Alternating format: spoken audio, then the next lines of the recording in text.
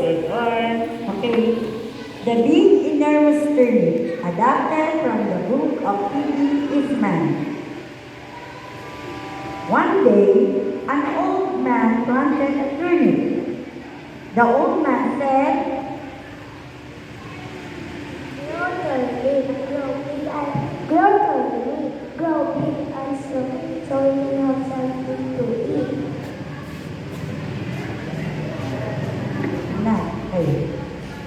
One day the turnip grew and grew and grew.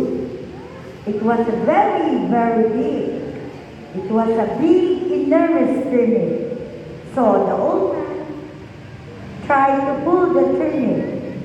He pulled and pulled and pulled, but he could not pull it up. So he called the old woman. Old woman, come and help me.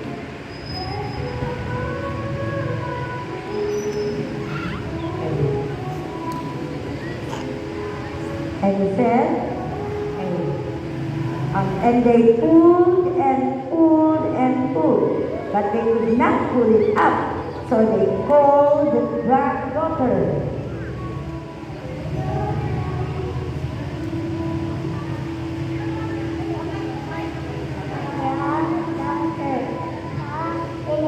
And he said,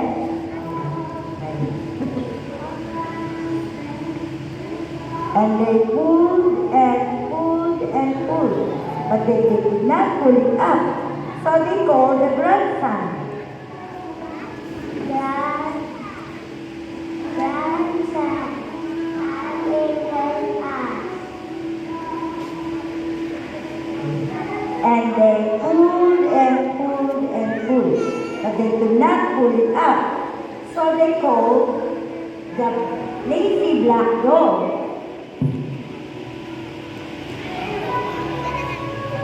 And they said, Come and help us.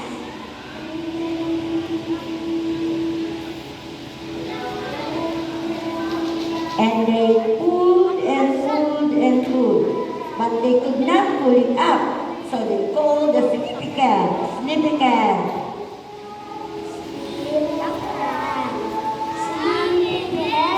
And they said,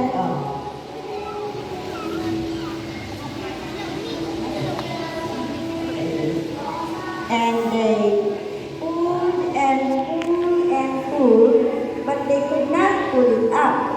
So they called the lazy black dog, the tiny mouse. And they said,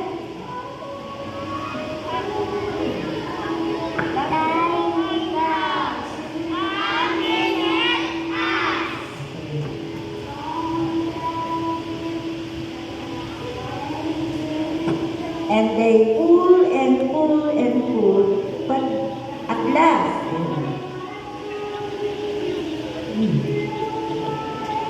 they pulled and pulled and pulled, and finally, and they all came up, and they all shared a turnip for dinner.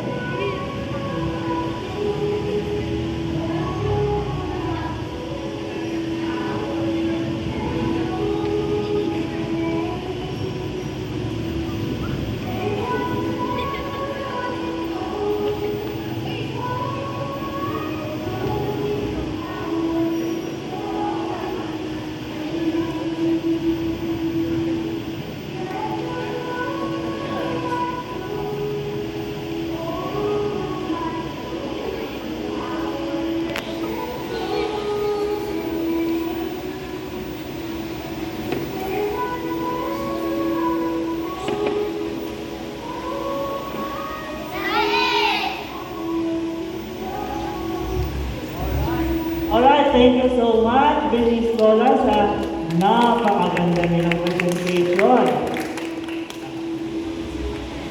Thank you din po kay Mrs. Marilo Arturo sa kanyang